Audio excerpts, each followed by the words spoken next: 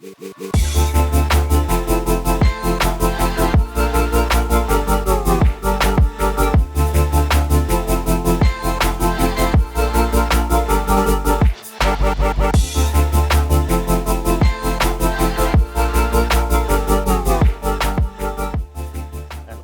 like magic, we have arrived. How's it going, Mark? Morning, Tim. Not too bad. Good, good, good. It was also this lovely, handsome man's birthday yesterday, so happy birthday as well. So, talking of birthdays, this has obviously been the child of this. Could you just break down what we exactly have on this table? This is the infamous Crankhub, the standard one. As you can see, this is in 3 pieces, and they're all spin separately. So essentially, what is the job of this piece itself? Keeps all the timed up really, so it goes on to the end of your crankshaft here, and you've got your timing chain which comes up to your camshaft. Yep. So if these slip, that can knock your timing out. Best case, you just retime it. Worst case, full engine rebuild valves. So this job is normally like £2,000 over 2 days. An engine build, what we're saying in terms of price, anything upwards from £5 grand. 5k. Yeah. So essentially, this is 2 pieces. And why have BMW done that? Have they ever explained why they did that? Is it Presume it's ease of manufacturing. Okay. And this the one here, we're putting in, this is the Insane Performance 4-pin. So this is 1 piece. Okay. Solid. So it's literally impossible. If that slips, you've got other problems to worry about rather than... Exactly. My thing is as well, so this moves at a different time, this can move, does it move at the same time? Because the bolt tightens it all up, so that should stay in one place. The bolt is so tight that shouldn't spin. Okay, so But this washer... There's a thin one there, isn't there? If you can see that washer? I can see it, yeah. That can break. Oh, I see it. And which then gives the effect that the bolts come loose, which takes tension off them, so they can then spin. Because there are loads of rumours surrounding this, that it's a rumour and that it's just something that people do just because they're trying to take money off people. But just between us guys that are watching and yourself, how often does this happen on an S55?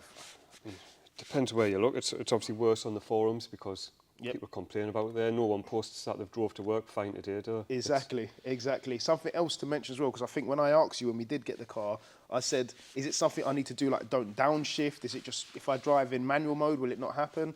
But you said to me that it's happened. Random. Somebody said that somebody brought their one in and they had the codes that come up on Insta, and you said they were at idle Reverse or something. of the drive, Yep, and it just happened. So it can happen. But it could happen any time, or it might not happen.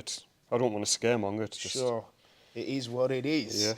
Yeah. This little thing here, what exactly is this? Is this something for me to take home as a keyring, or...? You can do that after the job, yeah.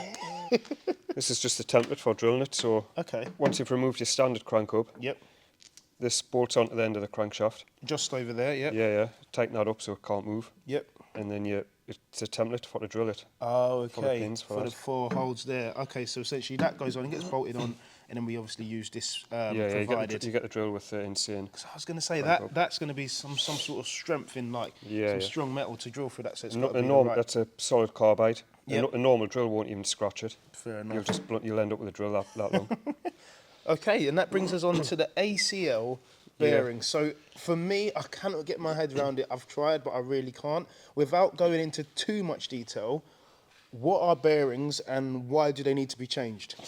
They don't need to be changed if they're fine. Okay. Really, like we had the oil analysis done on yours from Millers. Oh yes, I'm going to leave that overlaid, guys. And if I haven't told you guys already, it is good. Yeah. But we thought we're doing the crank hub. It's on 90,000 miles. Sure. We're there anyway, so we'll just do it. And the crank hub are we going to be taking off things that are going to show us, like, give us access to this? Is it the sort of thing? We'll be pretty much there. There'll be like the oil pump and the windage tray to come off before we get that. But most of the labour's done already. So is it advised, if you are doing the crank hub, to just go ahead and do it? If you're doing the crank hub and your car's high mileage, I would probably just do it for the sake of it while you're there. Okay, and so it's nothing to do with high mileage, nothing to do with all you'll use, it's just something that... I mean, like servicing, if you don't service your car for 40,000 miles, they're probably going to be wrecked. But if you keep on top of your servicing, good quality oils, you should be fine. Lovely. And we use Millers. We use Millers here, boys. We use Millers, right? Just like magic, we have something here. So just break it out, because Mark, you have to remember, we're not as smart as you, okay? Like, I'm a teacher, I'm not a mechanic, but this, I want to say, is a rod. Yep, that's a conrod. So, and these are the bearings. Yep. So what is the, I don't know, the relationship between the these bearings? The conrod bearings go in the end of the conrod, so you've got one in the rod side and one in the cap. Okay. And they just push in.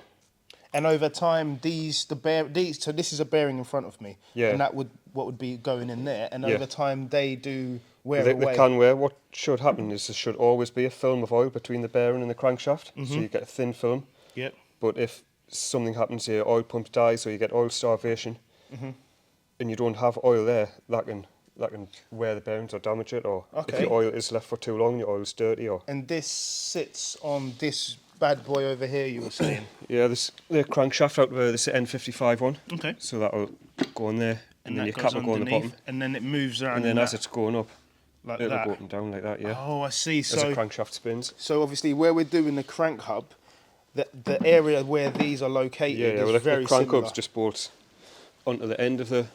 We'll drill it and it'll bolt onto here. Oh, okay. And then this will be your timing chain up to your camshafts. You'll have your conrods and your pistons coming up. Sure. And it's all tied in, so as that turns, your chain goes round and your camshafts turn, which open and close your valves at the same time. So while you're doing a crank hub because fix, all this is pretty much I was going to say you open might as up well. to there, so all we need to do is take the oil pump and the windage tree off the bottom, and then we've got access to the rod bearings. Fair enough. Fair enough. So this, as a job, is it something that people can do without doing the crank hub? Or? Yeah. Okay.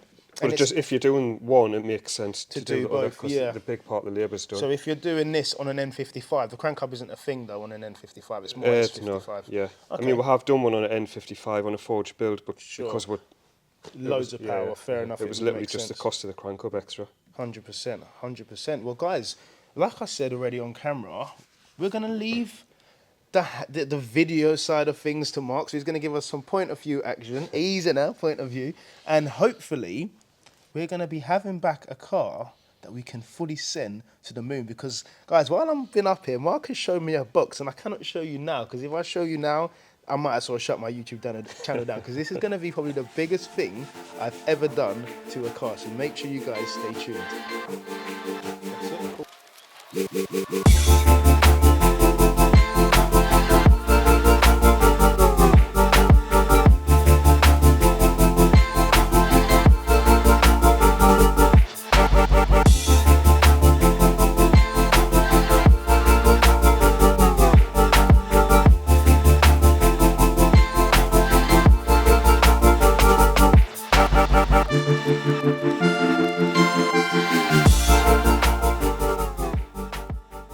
Busy doing the conrod bearings now.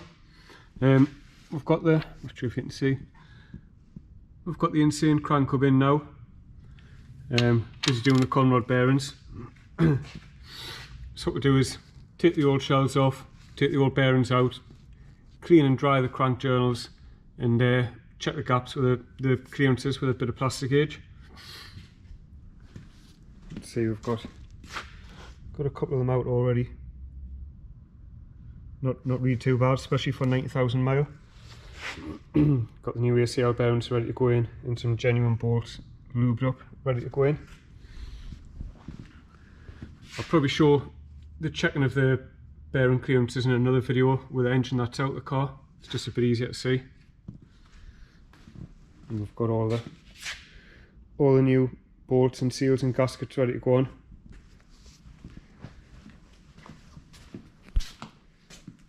And some of the other bits in the parts cleaner drying off. Had quite a bad leak on the sump, so I'll try and get all that oil off the sump as well. And then once the bearings are in, get this back together, and exhaust camshaft alignment before it all goes back together. So the next job on the M4 is we're going to do the exhaust camshaft alignment. So sometimes you might notice on the S55 you get a little bit of like a knocking or tapping sound on cold start. You just need to realign the exhaust, well, most of the time you just need to realign the exhaust camshaft. So slacken off remove these, slacken off the bolts, and the special tools what go on to realign it. Put the tools on and then tighten these bolts back up. But what we're going to do, because everything's so dirty, I'm just going to take everything off, take the camshaft out, and I'm going to clean it all first. Got new bolts to go in. So we'll get it all off, get it cleaned, get new bolts in, and then get the tools on. So we've had the exhaust camshaft out, we've cleaned all the camshaft, cleaned the cam ladder, put it back in with new bolts and realigned it. Just shame that's so clean, the rest of the engine's so dirty. Makes us want to strip the complete engine just for to clean it. So the next step, we'll lift it back up and we'll put the sump and everything back on and get all the timing gear on and start putting it back together.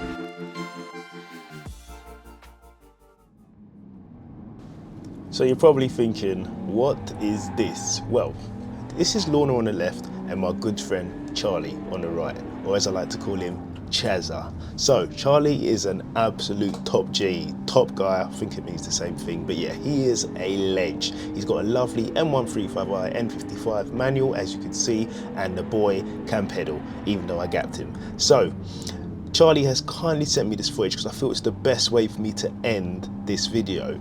On track at Snet, we bought the car in December and we had plans to take the M240 out on this track day, but obviously the plans have changed and we had the M4, and we said we definitely have to take it on track with the Crankhub done. So it went off to Mark. Obviously Mark kept the car 2 days, but obviously Mark kept the car up there because it was something that I felt probably needed to be done up there, and then I could come back and get it whenever, or Mark could just drive it down to the track day, which he does, because I trust that guy with my life. He's an absolute legend. That's my cousin, that's my family, that's my guy. Don't mess with him or I'll knock you out.